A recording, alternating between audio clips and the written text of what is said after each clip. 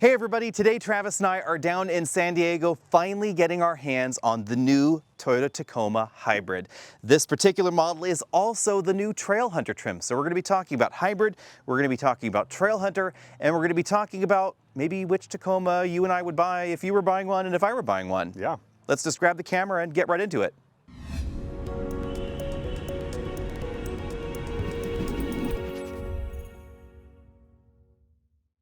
So Travis, I think the first thing we should do is talk about this Trailhunter model and what's different. Yeah, so it's the all-new Toyota Tacoma, and it's the all-new Trailhunter model for the Toyota Tacoma. And with the Trailhunter model and the TRD Pro, we get the all-new hybrid powertrain, first ever in the Toyota Tacoma. There's a lot of new things happening here.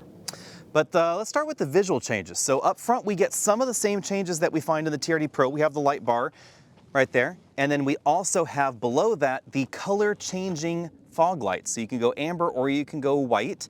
The grille does change a little bit, Trailhunter to TRD Pro, but they're sort of the co-top end line, I guess you could say. They definitely are. Now, driving them side by side or seeing them pass each other, one has a much burlier look. That's going to be the TRD Pro. This one, because of the enormous rack we have on the back here, really stretches the design out. So it gives it a very visual, distinct difference, but they are doing a lot of similar things.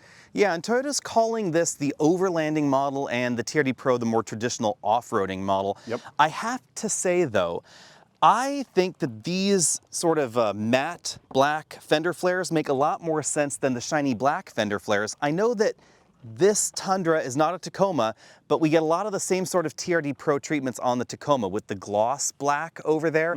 And for me, this actually makes more sense for an off-road. What do you think of the gold wheels? So I'm a big fan of gold wheels. I like it with a green paint, and this gray here has a little tint of green, so I think that goes pretty well together. The other thing that we get in matte is going to be the desert air intake, and that is going to be standard on all Trailhunter models. Yep, AKA the snorkel. And then we get the ARB sort of bed brace, you know, whatever we want to call that, that rack back there. That's definitely a very distinctive look. And it has MOLLE paneling built in here, so it's really designed for your accessories, whatever you can come up with.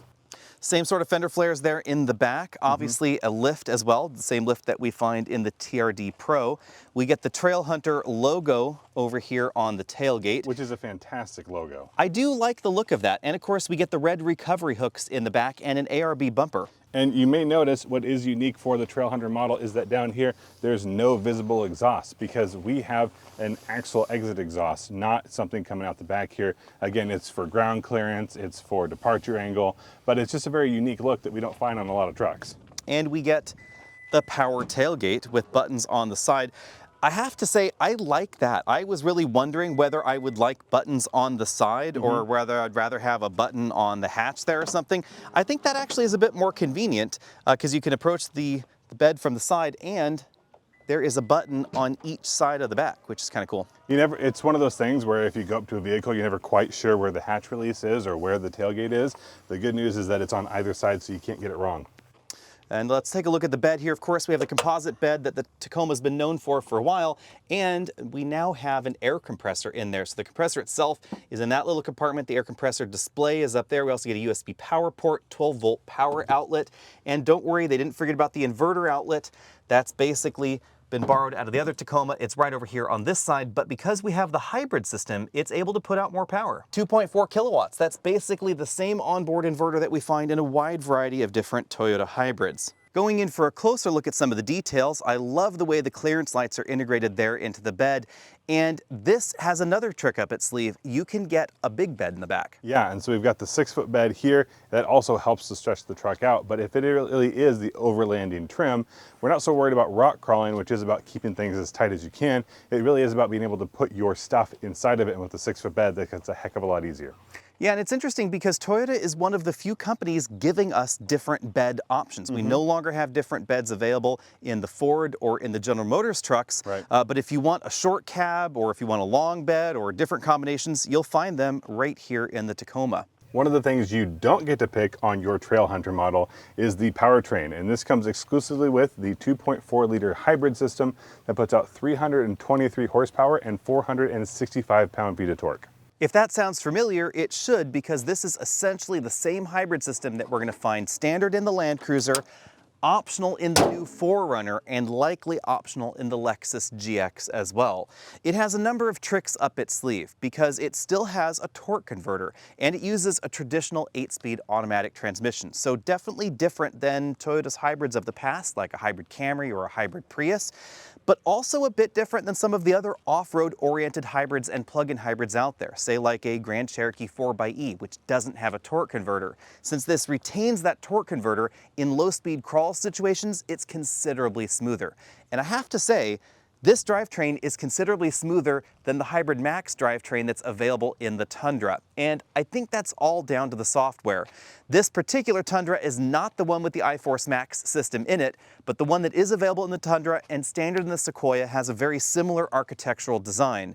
The key differences are it has a slightly different transmission, has more gears available, and it has a twin-turbo V6 engine. I don't think it's the 10-speed that's at fault for the lack of smoothness in that drivetrain. I think it's just down to the software and they've refined the concept in the Tacoma. Now, this hybrid system does have a few different variations. You can get it as a full-time four-wheel drive system or a part-time four-wheel drive system. And this particular model has the part-time four-wheel drive system. The full-time system is not going to be available in every different Tacoma trim level. If you want Trail Hunter, it's going to be part-time. If you want limited hybrid, it's going to be the full-time system. If you get the Land Cruiser, it's going to be full-time. If you get the 4Runner hybrid, apparently there's a full-time option and a part-time option, so lots of different variations with the hybrid system. Now, bearing in mind that the mission for the Trail Hunter and TRD Pro is off-roading, and very clearly this was designed with that in mind, the fuel economy may disappoint some folks, because I know a lot of customers had really hoped that the hybrid Tacoma would come in as some sort of middle ground between a Maverick hybrid and the average half-ton truck in terms of fuel economy, but at 23 miles per gallon combined for this specific model, that's not really in the middle of that gap. It actually is a little bit below some half-ton trucks in North America. Although if we're talking about off-road trucks, then this does score pretty well. You will notice that something like a Ranger Raptor is definitely going to be more fuel hungry, but it also has more power, 400 horsepower versus 323. This time let's start with the passenger seat, where I can tell you there is plenty of room. And the biggest thing for me is headroom, but the second biggest is the passenger seat comfort. This is just as adjustable as you get in the driver's seat, and that includes four-way lumbar adjustment, which you do not find in a lot of vehicles today. Yeah, you know we are lovers of the four-way lumbar here at Auto Buyer's Guide because not everybody is shaped the same. We also have a manual tilt telescopic steering column with a pretty decent range of motion, and I don't feel like I'm driving with my arms and legs stretched out in front of me like I was in the previous generation Tacoma. And if you want an even more upright driving position, if you're taller, you can now do that because we have a taller box. So you can really get this seat in more of a truck-like driving position. And I don't know if I would necessarily have described the driving position in the previous Tacoma as overtly truck-like. With that seat in that position, let's check out the back seat. Over here, you know, not a lot of legroom. Keep in mind this is a mid-sized truck, so it's not going to be as roomy as the average half-ton. And Travis is going to make sure that front passenger seat is now all the way back. Ooh, that is going to be a tight squeeze. The seat back is not terribly reclined. Again, keep in mind it's not an overly large truck, but we'll see how we go here. You know what?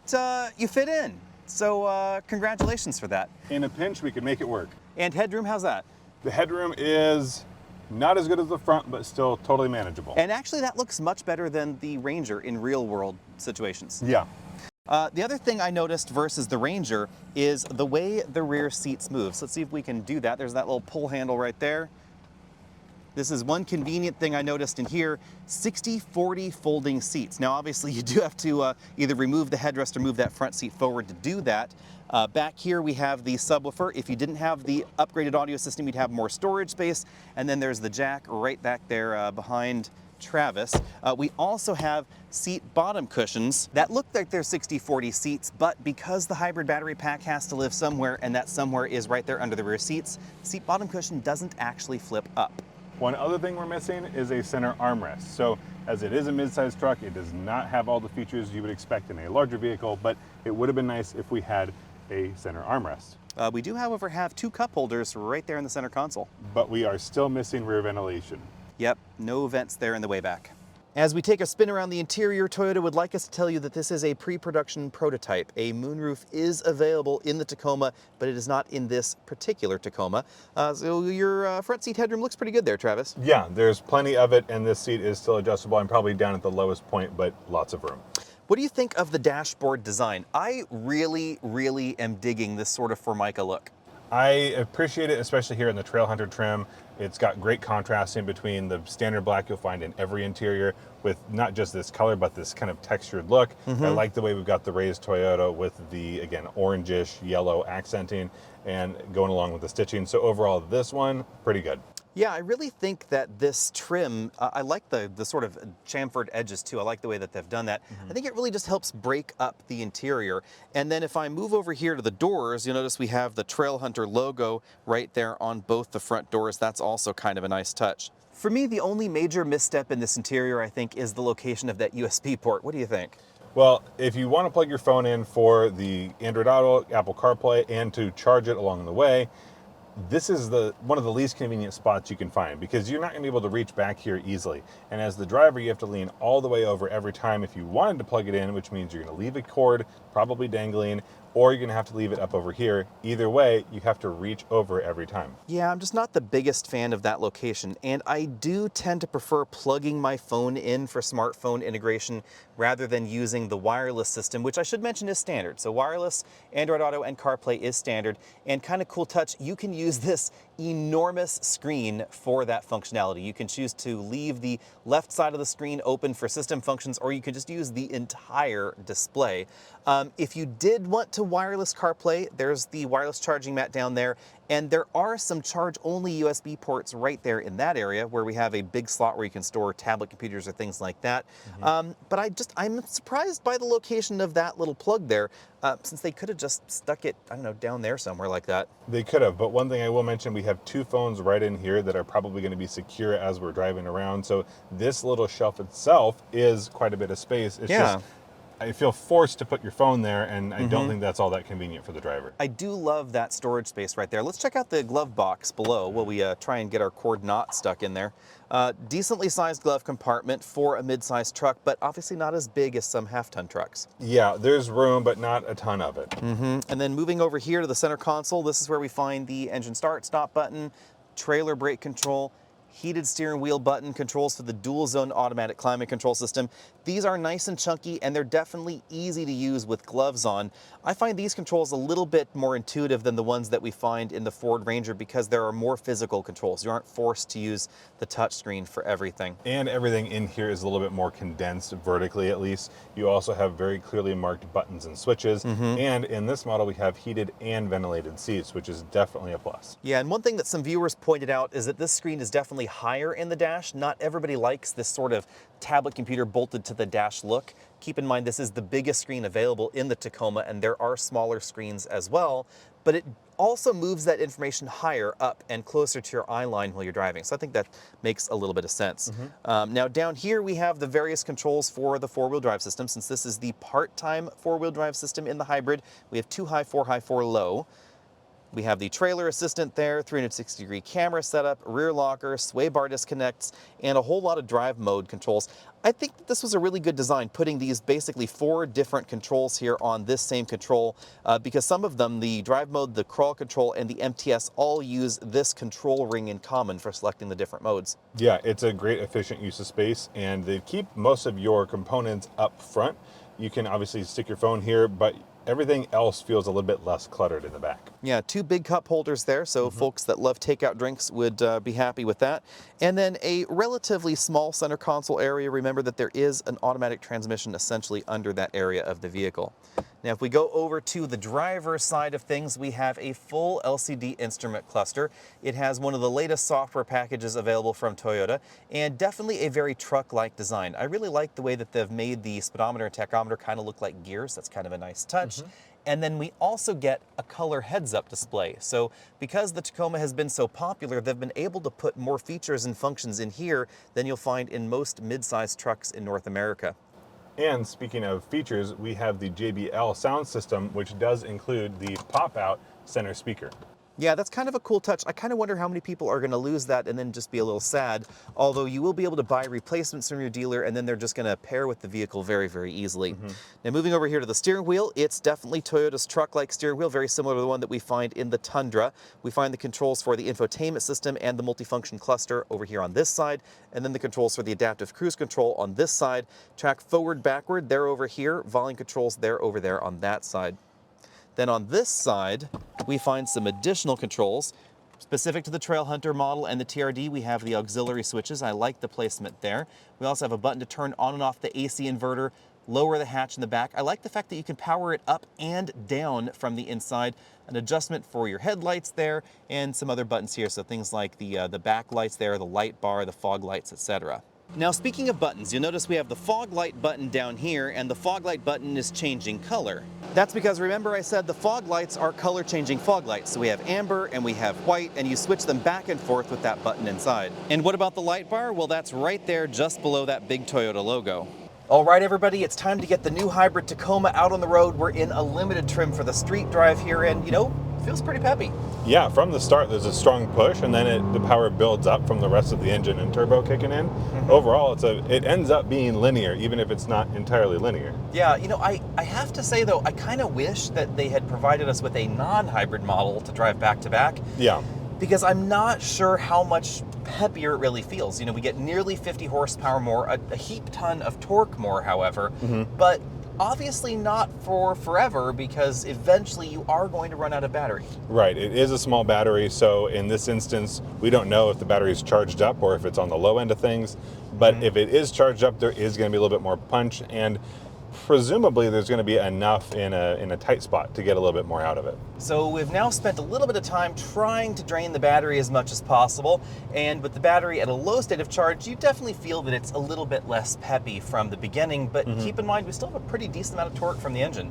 Yeah, I mean, it is a nice bonus from the electric motor, but it is not by any stretch the majority of the power. Yeah, and we should talk about, you know, the philosophy of this hybrid system, because it's definitely very different from what we find in a Prius. Now, to be honest, part of me is sad that Toyota didn't give us two different hybrid systems. Maybe one like this that's focused a bit more on performance, and maybe perhaps one that's a bit more focused on fuel economy. What do you think about that? I think they found a pretty good balance here, because we're getting a fair amount of power. We're getting the best fuel economy in this truck available of all the engine options, and I think it really does find a good balance. Now, it'd be nice if there was one way or the other. This is more performance oriented than eco oriented. But I think for the market, for the person who's looking for this truck, especially if anyone's considering buying their first hybrid, this is going to make them feel a little bit better. And as a stepping stone, I think it's not a bad direction. Yeah, it is the best fuel economy in the segment, as I recall, but that is not saying an enormous amount, because there are half-ton trucks that will give you better performance and better fuel economy than this in real-world driving. Especially if you like low-end torque, there are diesels still available that will do better on both. GM has the diesel, but also GM's 5.3-liter V8, I have to say, in the Silverado is really good when it comes to fuel economy in the real world. Yeah. Obviously, if you're towing fuel economy is going to be lower than this. If you're doing a lot of city driving especially, is going to be lower in the competition than this. But highway cruising, you know, it's actually pretty darn good in some of those GM V8s with cylinder deactivation on them. Let's talk about the rest of the nature of this, because the hybrid system in the Tundra and the Sequoia has not exactly been my favorite. It's a little bit rough around the edges, and I have to say, all of my concerns about that are actually gone. This hybrid system I was kind of worried about, actually it feels a lot better. Yeah, and I haven't driven those, and it's based on your feedback that I was curious to see what that really felt like. In my experience so far, this has been a pleasant truck to drive in. I do have to say that the regenerative braking feel, you don't get as much regenerative braking out of this system as you would in a system with a bigger electric motor. That's just quite logical. So the regenerative braking feels a little bit different than some of the other Toyotas. You'll feel that the brake pedal feels a little odd at the very, very start, but anywhere more than just a millimeter or two down there into the pedal, then it's going to start feeling more like the regular Tacoma as far as brake pedal feel. Obviously you don't have as much regenerative potential, so it's going to take actually longer than you might think for a vehicle this size to get that battery back full again when you're going downhill. So you are really depending on engine braking to go downhill. Yeah, I think where you're going to see the most advantage in this system is around town, because it is rated for 23 miles per gallon around town. And that's going to be where it's going to get a big boost versus the competition. But around town is where you're doing a lot of slowing up and speeding down. So you, even though the regenerative capability is a little bit lower, you'll have more regenerative opportunity. And I think that's really where you'll see the biggest jump. And especially we're in the limited right now. This is totally the city-based truck, where it's not designed for serious off-roading. It's the weekend truck. It's designed for comfort, but you'll commute with it. And so I think that's a really good fit. Even if it would be nice if there was more of a, again, eco-focused or mile per gallon focused option, this does strike a good balance. Yeah, and this is also the truck, I would say, that's going to be ideal for people that want to go a little further off the beaten path, but don't necessarily want to off-road in the truck that they're going to the wilderness in. Yeah. Because we have the full-time four-wheel drive system here, which is a big deal. This is the first time, really, that we have had automatic four-wheel drive, if you want to consider it that way, in a Toyota truck. And they've done it in a way that's very different from what we see in the American trucks with the 4Auto selector. In those vehicles, there's a clutch pack. It will engage or disengage. That engagement can sometimes be a little bit abrupt. And when the system is fully engaged, you still have the input for the front differential and the input for the rear differential firmly locked together. So you get that binding feel when you're in tight corners, etc. It's not going to be as stable on a slippery surface like snow or ice or gravel road, etc. Right. This is very different. This has a true torsion center differential. And that means that you don't have those limitations. You can have this in 4Auto and be on ice, be on snow, etc., without that sort of binding, without that stability hampering feel. So it's going to feel very sure-footed in those situations. The weird twist, though, is that we don't get a rear locker, and there's nothing architectural about this system that couldn't have a rear locker, because we find this exact same setup in a Land Cruiser. They just chose not to for whatever reason. Yeah, I did not find the right person to ask while we were here about that specific choice. If I had to guess, it's about who's buying the Limited and what they're planning on using it for. And serious off-roading, where you would definitely benefit from the rear locker, is just not what the Limited consumer is looking for. There are plenty of other TRD options that they're probably geared towards. So as much as we can look at it and say this would be a huge benefit, it absolutely would. It's just for the market that buys this specific Limited truck, it's probably just not what they need. Yeah, and let me just say there, just to tack on to that, it's not that this system is less capable, et cetera, because this system is actually used in those more capable vehicles, Land Cruiser, 4Runner, et cetera. So just particular blend of features and functions. Yeah. Now, speaking also on the Limited, this has the adaptive suspension system, and it also has coil springs in the back. I think this is the best riding truck in this segment, and I think it's actually really close to the Ranger Raptor as far as its ride quality. Obviously not the same sort of vehicle as the Ranger Raptor, but that Ranger also has a really comfortable suspension tune to it. It does, and we've driven quite a few mid-sized trucks together at this point. And you said that the Ranger Raptor was one of the most comfortable, and I went right back to the Limited, which we have driven, not in the hybrid variant, and I said, I think this might be it. And getting back in it just a couple weeks later, I'm back in that boat. This is probably the most comfortable mid-sized truck to be in. This is the kind of thing where, we're going to have to really drive them back to back to really, suss out the differences here. Sure. But I will say that this suspension, it's obviously still a solid axle in the back, so it's still going to get upset over broken pavement, washboard pavement, etc. You'll still get that sort of hopping in the rear, but it is better controlled because the adaptive dampers can try and compensate for that hop in a way that, especially a leaf spring, absolutely could not. So in this segment, there's certainly tiers to the ride quality. Gladiator does really well also because of its suspension design and that off-road mission, whereas the more on-road, more work truck-focused vehicles that have leaf springs, etc., they're not going to be as comfortable. So the base Tacoma is one of the poorer riding entries in this segment because of its leaf spring setup, whereas the top-end Tacomas, they're among the best. Yeah, and it's one of those unique pieces because the off-road focus is what ends up making a truck more comfortable because of the softer suspension.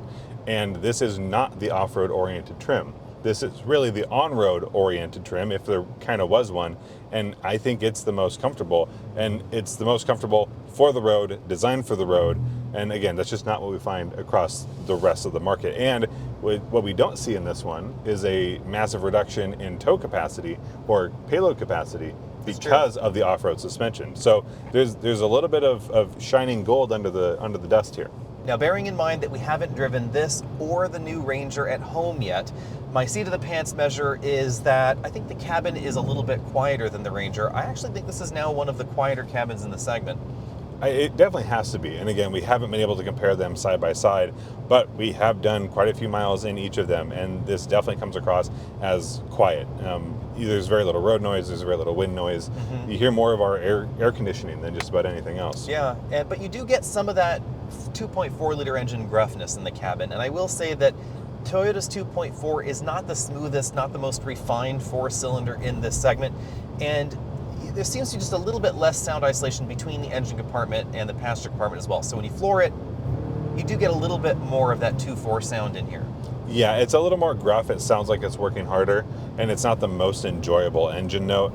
The good news is while you're cruising, that's not intrusive in any way. But if you are having to get on it, if you are doing towing and you're going uphill, it will be a little bit more noticeable and a little bit less enjoyable than some of the other options. And off-road, we definitely noticed that. And sort of interestingly, the Jeep 2-liter turbo, which is not available in the Gladiator, mind you, but the Jeep 2-liter turbo that is out there, the GM27, the Ford 2-liter turbo in the base Ranger, they're all a little bit more refined sounding than this 2.4. Some of it's exhaust, some of it's the induction sound, but either way, this is a little bit gruffer. Yeah. Let's get back to the hybrid system for just one moment. It's interesting that this is a very similar hybrid system design to what Mazda has in the new CX-90, but they like calling it a mild hybrid, not a full hybrid. The distinction is a little bit interesting, and actually, technically, both of them are full hybrids because there is the ability to drive electric only for some period of time. This has a bigger battery than the Mazda hybrid, but very similar design. It also has the torque converter to be smoother than the Mazda hybrid system. But like the Mazda, it's pretty careful about turning off the engine. We're driving 16 miles an hour. It just turned the engine off, going slightly downhill. If I start hitting the accelerator pedal here, 16 miles an hour, still an electric only operation. Mostly downhill still. Mostly downhill still here. Oh, but we hit 20, a little bit too aggressive on the throttle to go up to 22 miles an hour, still going downhill, and it turned on the engine. So yeah. This is not going to feel like the other Toyota hybrids that have a pretty aggressive EV mode.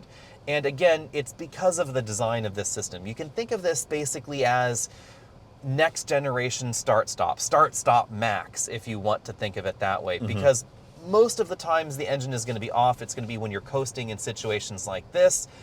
If you need to accelerate up this hill, it turns on the engine pretty quickly and then gives you a little bit of boost. The electric motor can help compensate for the fact that the turbo has to spool up there because the engine's been off for a little bit, and then you get a little bit of regenerative braking as well. But the big difference between this and the average start-stop system is going to be the size of the electric motor. The larger electric motor means it can start the engine significantly faster than most start-stop systems, and it can provide a lot more torque boost and torque fill, both when starting the engine and when the transmission is shifting gears. It's going to be much more capable in those situations. And then we have an electric air conditioning compressor, which is probably the biggest deal.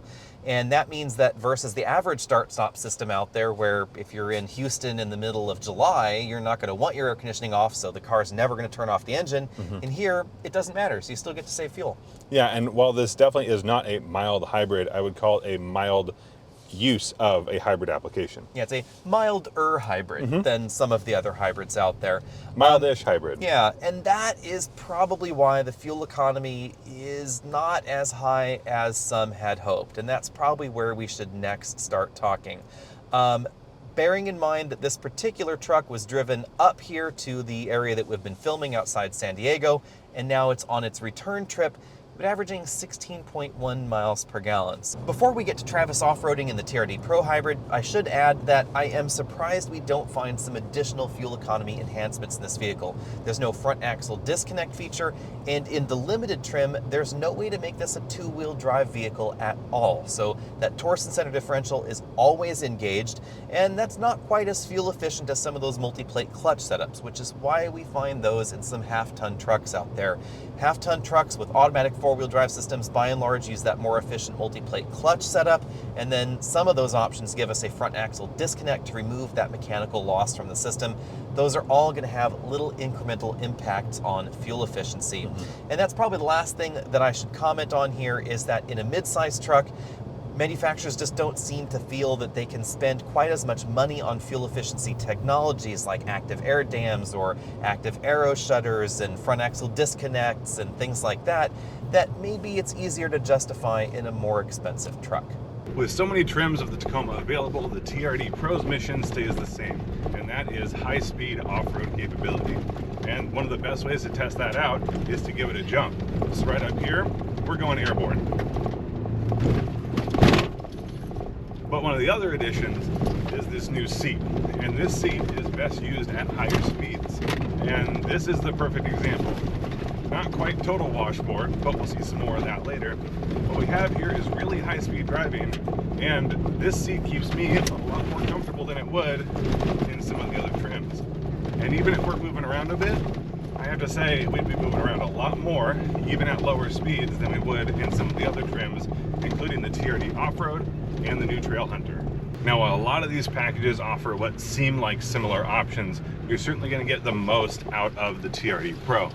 We have the same kind of lift that we get in the Trail Hunter, but on top of these seats, we're getting more dedicated tires for the off-road experiences that you're intended to be able to take on this. And this is all about speed running. So the faster the better.